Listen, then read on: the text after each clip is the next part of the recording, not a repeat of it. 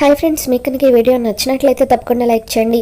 అంజు మనోహరి చేతికి తాయెత్తు కట్టగానే ఇక గోర దగ్గరికి మనోహరి పరుగులు తీస్తూ ఉంటుంది. అసలు ఉన్నట్టుండి ఈ అమ్మాయి ఎక్కడికి వెళ్తుంది? ప్రతి పౌర్ణమి రోజున ఈ ఇంట్లో ఏదో ఒకటి జరుగుతుంది అని చెప్పి అమర్ వాళ్ళ అమ్మగారు అంటూ ఉంటారు. దాంతో బాగా ఆలోచనలో పడుతుంది. గతంలో పౌర్ణమి రోజున తనకు తెలియకుండానే అమర్తో తన పెళ్లి జరిగిపోవడం, అమ్ము కూడా ఒక పౌర్ణమి నాడు విచిత్రంగా బిహేవ్ చేయడం, ఇవన్నీ కూడా బాగా గుర్తు చేసుకుంటుంది. ఈరోజు ఉదయం నుండి మనోహరి కూడా చాలా వింతగా ప్రవర్తిస్తుంది. అంజుని ఇప్పుడే చూస్తున్నట్టుగా గట్టిగా హక్ చేసుకొని ఎమోషనల్ అవుతూ ముద్దులు పెట్టింది. అసలు ఎందుకు మనోహరి ఇలా ప్రవర్తించుంటుంది?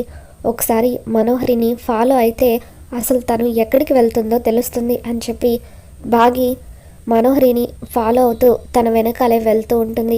ఇక మనోహరి అలా చాలా దూరం రోడ్డు మీద నడుచుకుంటూ వెళ్తూ ఉంటే ఇకప్పుడు బాగి కూడా సైలెంట్గా మనోహరిని ఫాలో అవుతూ ఉంటుంది. ఇకప్పుడు మనోహరి గోర దగ్గరికి వెళ్తూ ఉంటుంది. ఆత్మ నా దగ్గరికి వచ్చేస్తుంది. కాసేపట్లో ఆత్మని నేను బంధించబోతున్నాను. నాకు అతీత శక్తులు రాబోతున్నాయి. ఈ లోకాన్ని నేను శాసించబోతున్నాను అని చెప్పి గోర ఎంతగానో సంబరపడిపోతూ ఉంటాడు. ఇక గుప్తా, బాలిక నేను చెప్పేది ఒక్కసారి విను బాలిక. నువ్వు ప్రమాదంలో చిక్కుకోబోతున్నావు. ఇప్పుడు కనుక నువ్వు ఆ గోర దగ్గరికి వెళ్తే ఖచ్చితంగా గోర నిన్ను బంధించేస్తాడు. ఇక ఆ తర్వాత నిన్ను కాపాడడం ఎవరి వల్ల కూడా కాదు. ముందు నా మాట విని నువ్వు వెనక్కి వచ్చేసే అని గుప్తా అంటూ ఉంటాడు. మనోహరిలో ఉన్న ఆరుకి మాత్రం గుప్తా మాటలు అస్సలు వినిపించవు. ఘోర వశీకరణతో అలా రోడ్డు మీద పరిగెత్తుతూ ఉంటుంది. ఎందుకు మనోహరి ఈరోజు ఇంత విచిత్రంగా ప్రవర్తిస్తుందని చెప్పి మనోహరి గారు అని చెప్పి బాగి పిలుస్తూ ఉంటుంది. అయినప్పటికీ మనోహరి బాగి మాటలు అస్సలు వినిపించుకోదు. ఇక చివరగా మనోహరి ఘోర దగ్గరికి వస్తుంది. అప్పుడు బాగి లోపల ఘోర దగ్గరికి వచ్చి అక్కడ జరుగుతుందంతా కూడా చూసి ఒక్కసారిగా షాక్ అవుతూ ఉంటుంది. అసలు మనోహరి ఏం చేయబోతుందో చూద్దామని చెప్పి బాగి చాటుగా ఉండి చూస్తూ ఉంటుంది. ఈరోజు నేను నాకు కావాల్సిన శక్తులన్నీ కూడా పొందబోతున్నాను అని చెప్పి ఘోర ఏవేవో మంత్రాలు చదువుతూ ఉంటాడు. ఇకప్పుడు బాగి లోపలికి వచ్చి ఏం జరుగుతుంది ఇక్కడ అని చెప్పి గట్టిగా అరుస్తుంది. దాంతో నీకు సంబంధం లేదు, మర్యాదగా నువ్వు ఇక్కడ నుండి వెళ్ళిపో, లేదంటే నువ్వు ప్రాణాలు కోల్పోతావు అని చెప్పి ఘోర బెదిరిస్తూ ఉంటాడు.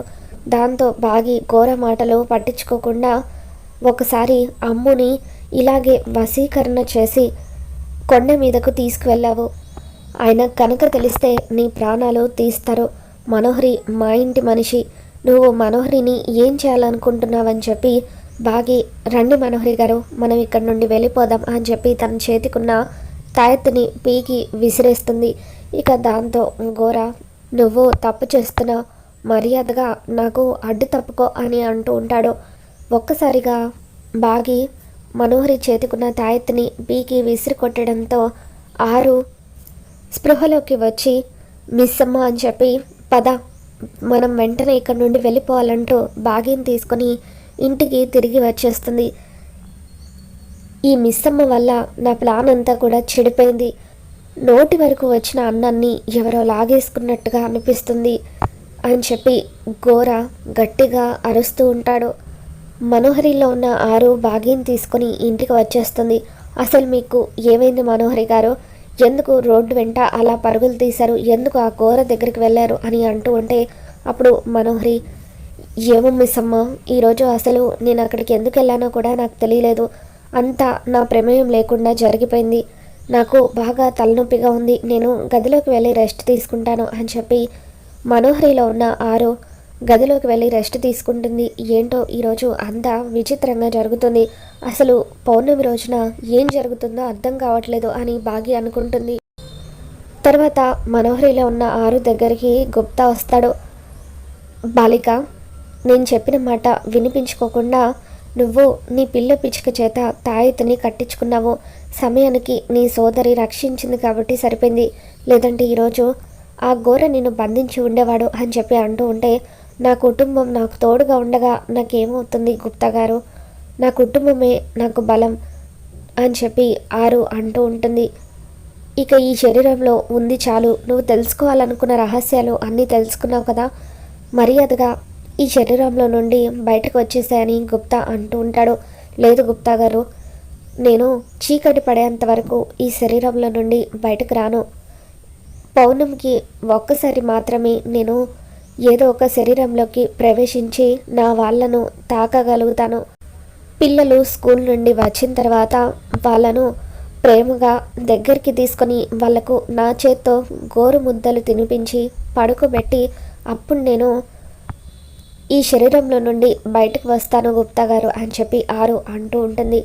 మరో పక్క బాగి ఒక చోట నిలబడి ఆలోచిస్తూ ఉంటే రాథోడ్ పిల్లల్ని స్కూల్ నుండి తీసుకువచ్చి బాగి దగ్గరికి వస్తాడు.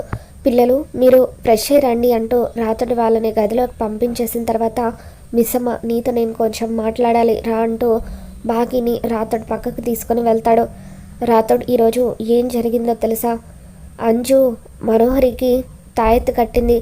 మనోహరి రోడ్డు వెంట పరుగులు తీస్తూ గోర దగ్గరికి వెళ్ళింది.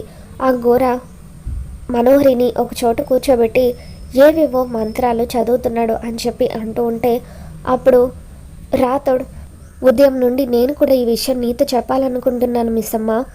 మనోహరి ఆంటీ నాకు తాయెత్తు కట్టమన్నారు అంటూ అంజు తాయెత్తు కట్టడం కోసం స్కూల్ ఎగ్గొట్టింది. ఈరోజే మనోహరి మేడం ఎందుకు తాయెత్తు కట్టమన్నారో తెలియడం లేదు అని చెప్పి రాథోడ్ అంటూ ఉంటాడు.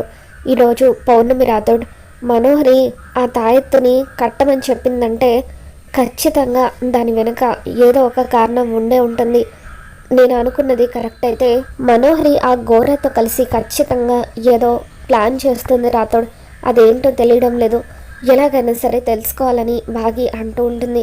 సార్కి ఈ విషయం చెబుదామా అని రాథోడ్ అంటూ ఉంటాడు. వద్దు రాథోడ్, అసలే ఈరోజు ఆయన మూడ్ బాగోలేదు, చాలా సీరియస్గా ఉన్నారు. ఇప్పుడు అనవసరంగా ఈ విషయాలన్నీ చెప్పి ఆయనని డిస్టర్బ్ చేయడం ఎందుకని చెప్పి బాగి అంటూ ఉంటుంది. ఇక ఆ రోజు పిల్లలు స్కూల్ నుండి తిరిగి వచ్చిన తర్వాత మనోహరిలో ఉన్న 6 పిల్లలందరినీ కూడా ప్రేమగా దగ్గరికి తీసుకొని ముద్దులు పెడుతూ ఉంటుంది. మీరు త్వరగా వెళ్ళి ఫ్రెష్ అయ్యి రండి, మీకు నా చేత్తో స్నాక్స్ చేసి పెడతాను అని చెప్పి మనోహరి కిచెన్లోకి వెళ్ళి పిల్లల కోసం స్నాక్స్ చేస్తూ ఉంటే బాగి ఒక్కసారిగా షాక్ అవుతూ ఉంటుంది. ఏ రోజు కూడా కిచెన్ వైపు వెళ్ళని మనోహరి, నేను హెల్ప్ చేయమంటే కూడా చెయ్యను మనోహరి, ఈరోజు పిల్లల కోసం స్నాక్స్ చేయడం ఏంటి అని చెప్పి అలా ఆశ్చర్యంగా చూస్తూ ఉంటుంది.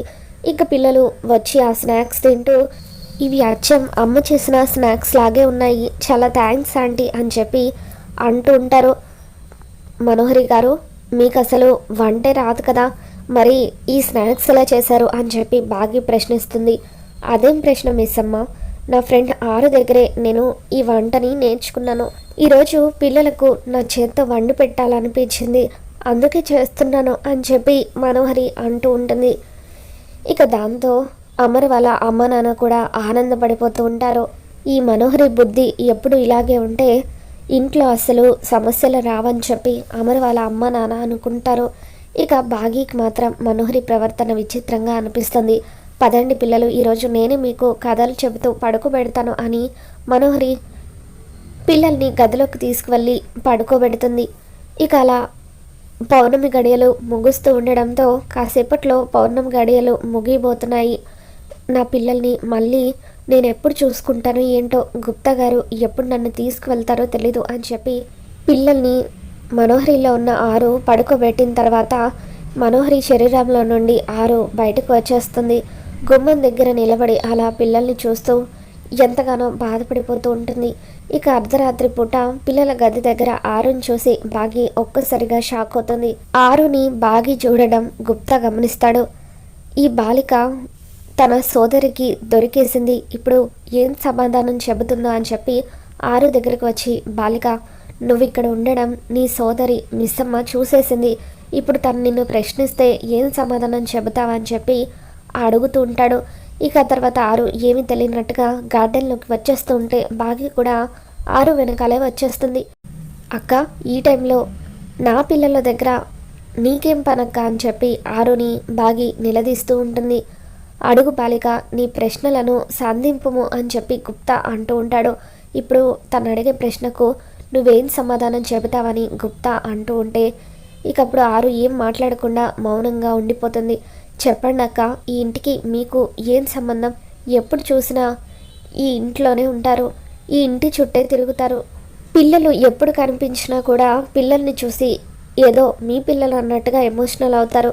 చెప్పండి అక్క, ఈరోజు నా ప్రశ్నలకు మీరు సమాధానం చెప్పాల్సిందే అని చెప్పి బాగి నిలదీస్తూ ఉంటే అప్పుడు ఆరు, ఈరోజు నీకు అన్ని విషయాలు చెబుతాను మిస్ అమ్మ.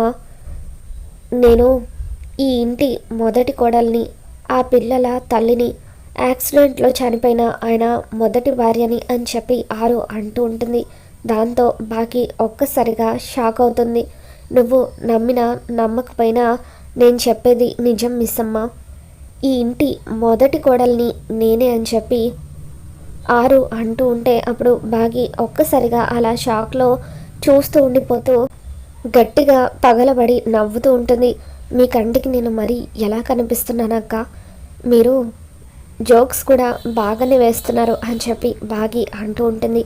అయ్యో మిస్ అమ్మ, నేను నిజమే చెబుతున్నాను అని ఆరు అంటూ ఉంటే ఊరుకోండక్క, ఒకవేళ మీరు ఆయన మొదటి భార్య అయి ఉంటే చనిపోయి ఉండుంటే మరి ఎవరికీ కనిపించకుండా కేవలం నాకు మాత్రమే ఎలా కనిపిస్తారు? ఇంకొకసారి ఎప్పుడు కూడా ఇలాంటి జోక్స్ వేయకండి అని చెప్పి బాగి అలా నవ్వుతూ ఇంట్లోకి వచ్చేస్తూ ఉంటుంది. అప్పుడు రాతోడు ఎదురుపడి, ఏంటి మిస్ అమ్మ ఏమైంది అంతలా నవ్వుతున్నావు అని చెప్పి అంటూ ఉంటే పక్కింటక్క జోక్స్ వేస్తుంది, అందుకే నవ్వొచ్చింది.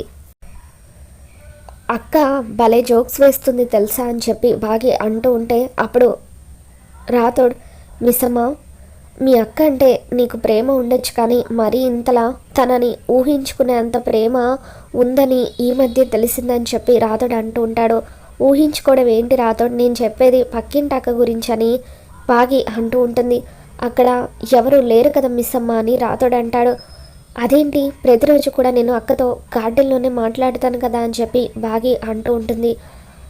నువ్వు అక్క అక్క అని చెబుతూ ఉంటే మీ అక్కని ఊహించుకున్నావేమో అన్న భ్రమతో నేను కూడా అలాగే అక్కడ ఎవరో ఉన్నట్టుగా మాట్లాడాను, కానీ నిజానికి అక్కడ నాకు ఎవరు కనిపించడం లేదు మిస్ అమ్మ అని చెప్పి రాతోడు అంటాడు. దాంతో బాగి ఒక్కసారిగా షాక్లో ఉండిపోతుంది. అక్క ఎవరికి కనిపించకపోవడం ఏంటి, కేవలం నాకు మాత్రమే కనిపించడం ఏంటి అని చెప్పి రాతోడు ఒక్కసారి ఆరు అక్క ఫోటో చూపిస్తావా అని చెప్పి బాగి అడుగుతూ ఉంటుంది. ఇక దాంతో రాతోడు ఇప్పుడే తీసుకువస్తానంటూ ఆరు ఫోటో తీసుకువచ్చి బాగికి చూపిస్తాడు. ఇక ఆరు ఫోటోని చూడగానే బాగి ఒక్కసారిగా కుప్పకూలిపోతుంది.